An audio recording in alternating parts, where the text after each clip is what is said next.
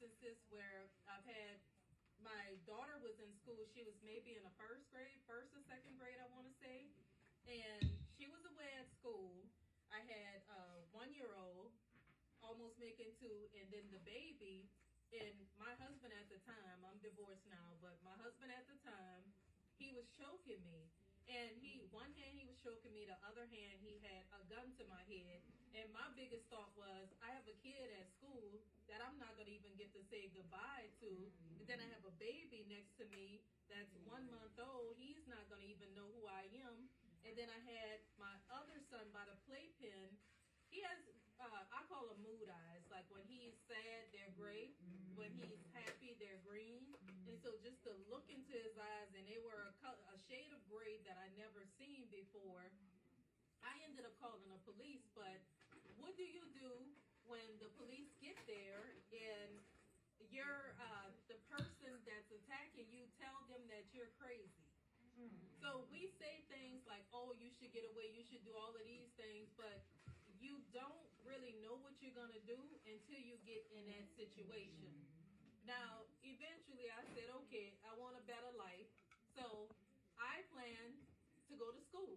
So I would wake up early in the morning, 5 something in the morning, get them together, get them dressed for school and everything.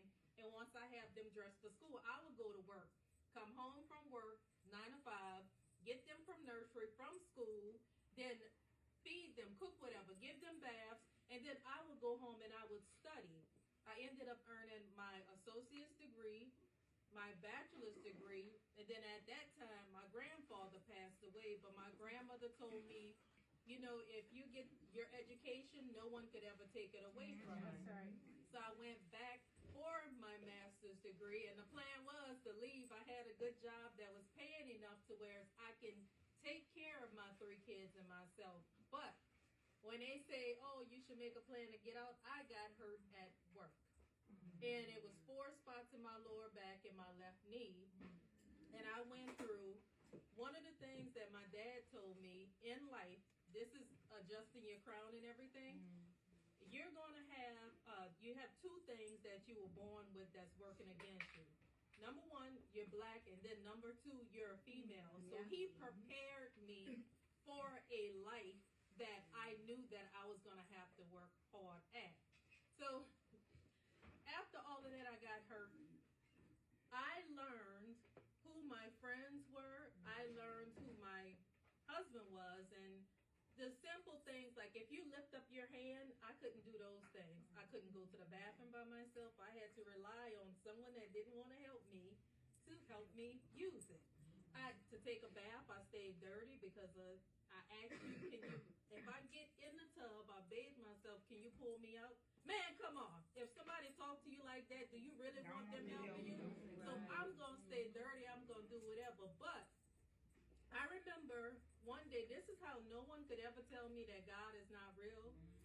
I wanted to kill myself. I have no shame in saying it because it is what it is. That's what made me. I wanted to kill myself, but I did not tell anyone that I wanted to kill myself because I did not want anyone to stop me. So I remember having a talk with God, and I asked him, I said, see, we look at everybody else, and we say that everybody has a purpose, and at the time, I was 36 years old. Now I'm 46. So at the time, people have houses, they're doing all of these things, and look at me. I have 3 children that I can't even help. At the time, they were 8, 9, and 14. Now, this is what I'm going to tell you. You always talk to God, because I said, just tell me what's my purpose. I don't have a purpose. My daughter came in a room. Now, mind you, I did not tell anyone that I wanted to die because I did not want you to stop me. She came in a room. She tugged me. I was covered from head to toe. She tugged me on my toes. Mama, don't kill yourself because we still need you here. And that's why no one will ever be able to tell me that God doesn't exist.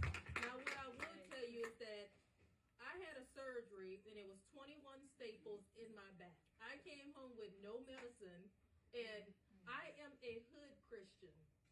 What I say is that I told the doctor about himself. I'm going to put it nicely. But the thing is, you keep on going because through every single storm there is, like I've made it through poverty. poverty. I'm still living at a poverty level, but one thing I'm not going to make you feel, you're not going to make me feel like I'm lower than you. It don't matter. When you look at people and you look at the things that they have, you as the person make things. This $20 dress from Rainbow, earrings and stuff. You don't look at what other people have because you don't know what they had to go through to get there.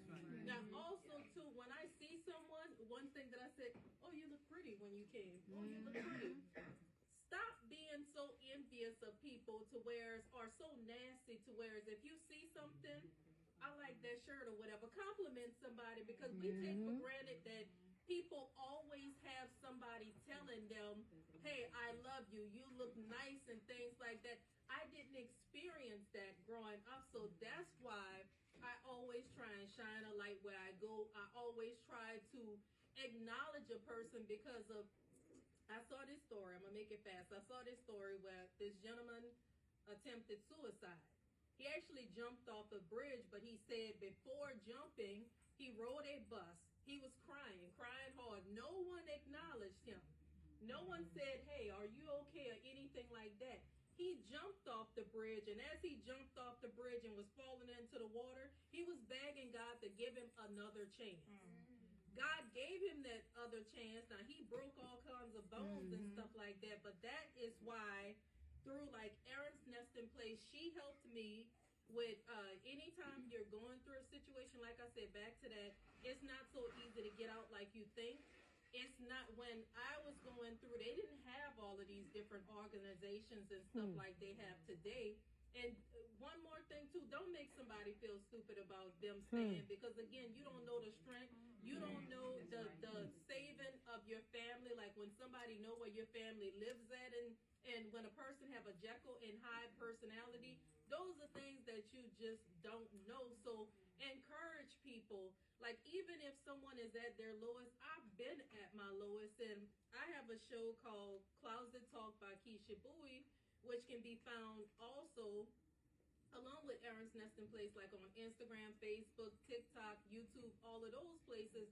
But my platform is to encourage people and to let them know that you can keep going. And I'm going to say something to make you laugh.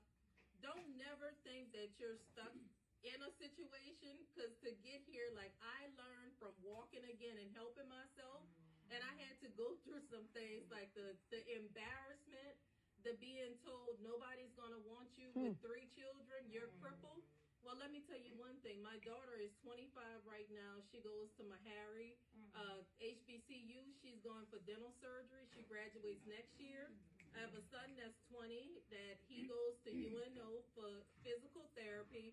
And then the last one is 19 at Wesleyan, and he's going for nursing. So no matter what your situation is, don't ever give up. And like I said, I'm still going because God showed me, even when I couldn't walk, that I was going to be walking across stages talking to people. Amen. And remember my face, because this face belongs on a tissue. Yeah!